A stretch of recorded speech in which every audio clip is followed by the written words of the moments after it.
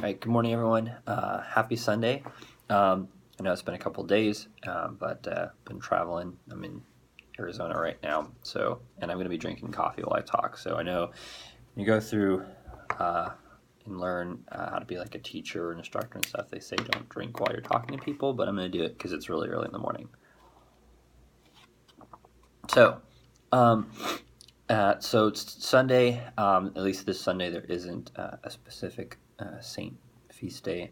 Sundays usually kind of devoted to Mary in general. But I really wanted to talk to everybody today about something I've seen a lot, even kind of among my friends, is this notion of self-love, and I've been giving a lot of thought because I see a lot of people posting on Instagram, on Facebook, and stuff like that, and and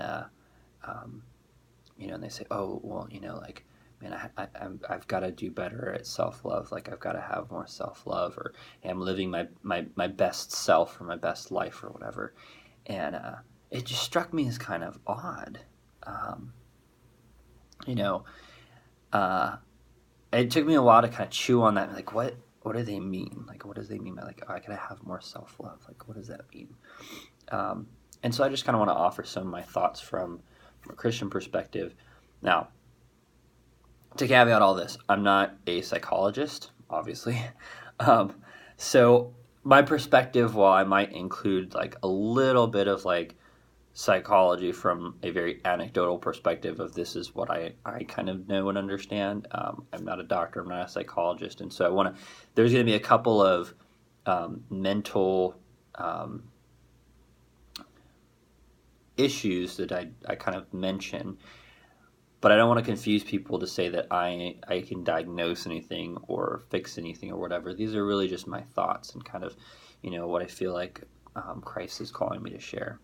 So take that for what it's worth. So as I started, I got on Google and I started looking at self-love, and there's a lot of psychology behind, in secular culture about like we need to increase our self-love. People aren't happy because we are not increasing our self-love. And I thought that was really interesting because that almost goes like completely the opposite of what we're taught as Christians. Like as Christians, we're taught that, happiness comes from Christ. But I also understand how that can sometimes seem like it's very vague. It's very theoretical. It's like, okay, like love Christ, will be happy, yay. But what does that mean? Not to be confused with the prosperity gospel that a lot of heretical people teach now, where it's like, oh, like we will just always be happy as long as we believe in God. And that's not true in the context of here on earth, okay?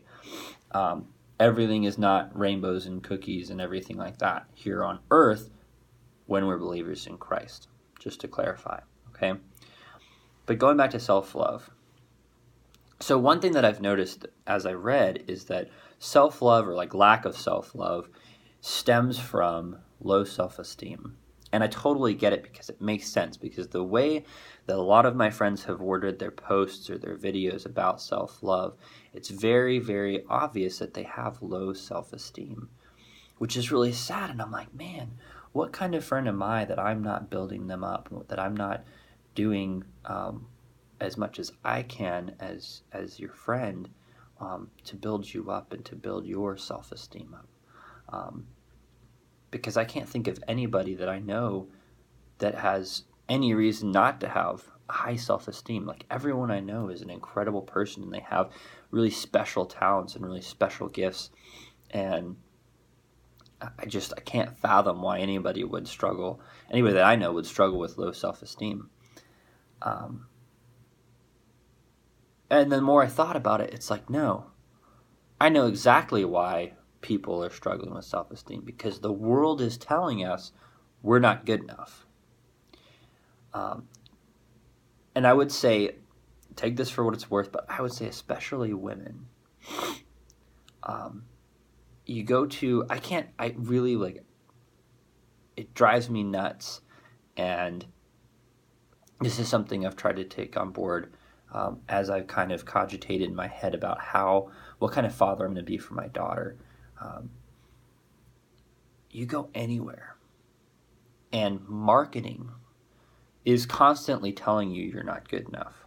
And I almost don't want to even say society, but marketing companies, and this isn't like big bad brother companies, but I'm just saying like companies are constantly telling you you're not good enough.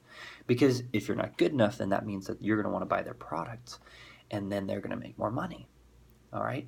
And so you go to take the grocery store, and there's all the magazine racks over by the checkout counters, and all these magazines have all these celebrities and all these people who are, they're wearing the latest fashion, and their bodies are a certain way, and and they look a certain way, and they say, hey, like, if you have sex this special way, then like, man, your man's really going to be fulfilled, or whatever. And it's crazy because it's constantly telling you you're not good enough. And that's not to say that isn't the case for guys as well. You go look at GQ, or you go look at Men's Health or whatever. It says the same exact thing, but it seems like it's more prevalent in magazines and in marketing campaigns that are geared towards women, where they tell you you're not enough. It almost feels like with guys, they just tell us we're stupid. But with girls, it tells you, like, you're not enough. And you are. And that's the crazy thing, is like, this is marketing, okay? These are companies trying to make money, which I don't blame them for. That's kind of what we end up doing, for better or for worse, right? But man, like, so many women buy into this concept that they're not good enough. And it's crazy. So on the extreme end of that, and I don't want to blame just marketing for this, and this is where it gets into the I'm not a psychologist piece, right? But you have these people, men and women, who struggle with low self-esteem, and on the extreme end, that turns into body dysmorphia, or turns into depression, or turns into bulimia or anorexia.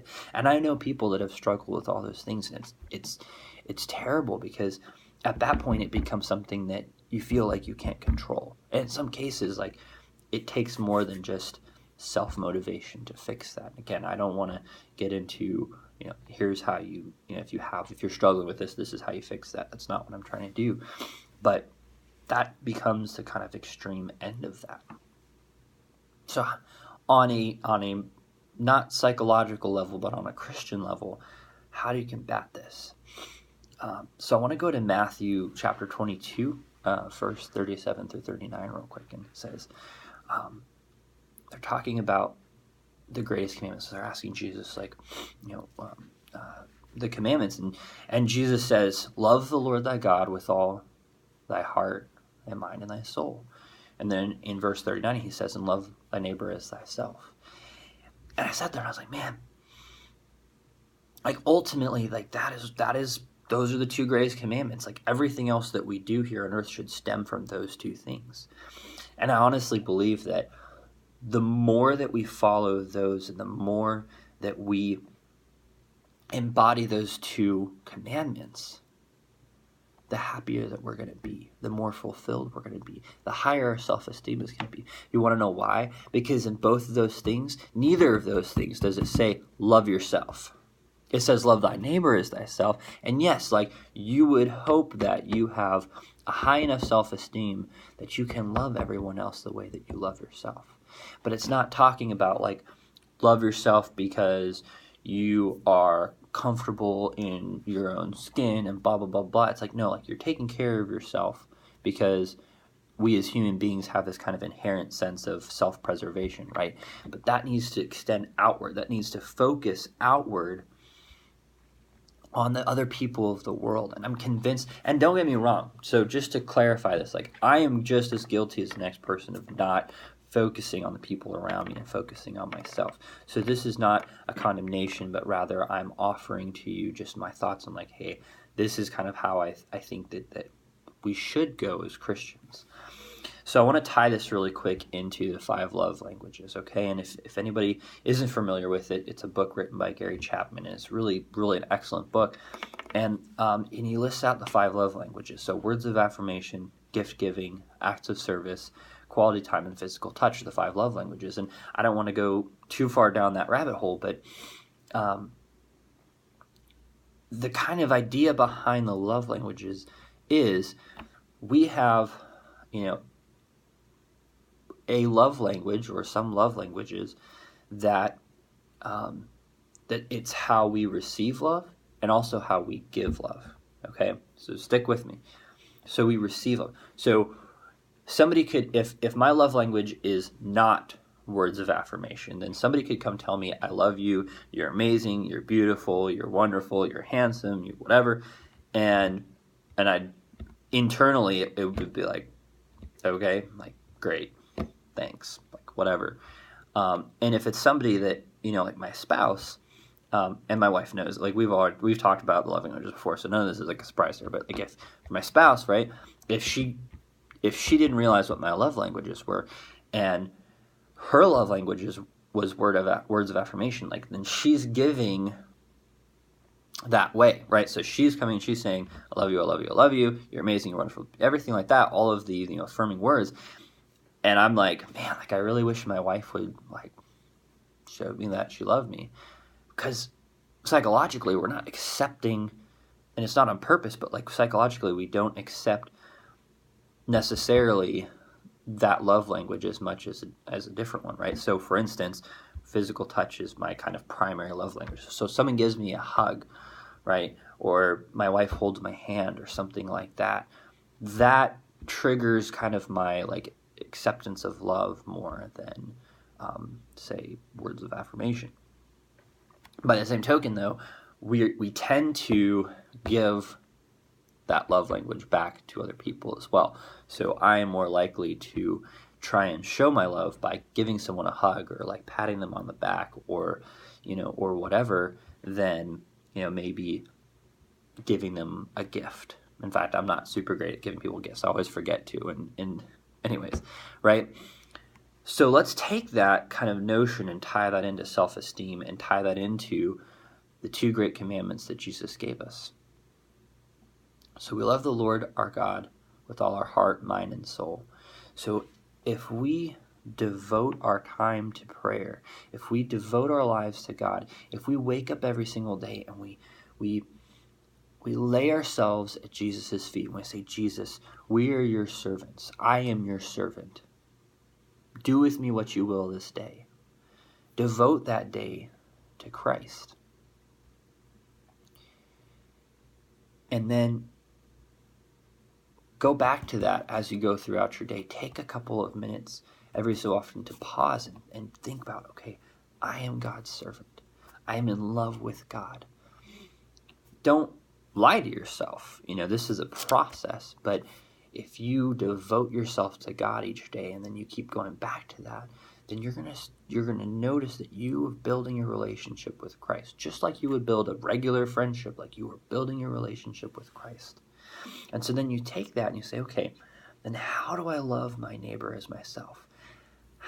What is my love language? How do I receive love and how do I give love? And if you start figuring out, how do my friends receive and give love? And then how do people I don't even know give and receive love? And you can find it out without asking like, hey buddy, what's your love language? It's kind of weird. But as you meet people and you talk to them and you actually take time to dig a little bit past the surface and figure out, what is this person's love language? What drives this person? How, what speaks to them more? Then you can start ministering to that person in a very special way. And you can love them as yourself. And I would argue that the more you focus on the people around you, the more that you're focused on outward rather than inward, you're going to get to the point where self-esteem isn't even an issue. You're not worried about self-love. You're not worried, because yes, at that point, you really are living your best self. And that doesn't mean, on the extreme end of that, you have Mother Teresa and some of the other saints that devoted their entire lives. And we're not all necessarily called to that. But in our day-to-day lives, as we encounter people, we can focus on those people and we can give just a little bit of ourselves to them. And you never know. Maybe they're struggling with self-esteem. Maybe they're struggling with something bigger than that. And you having that encounter with that person and speaking to their love language, loving them as you love yourself, can be all the difference in the world. So those are my thoughts. Hopefully you enjoyed this. Let me know. And please, if you have a chance to like and subscribe to the videos, I'd appreciate it. God bless you and have a wonderful Sunday.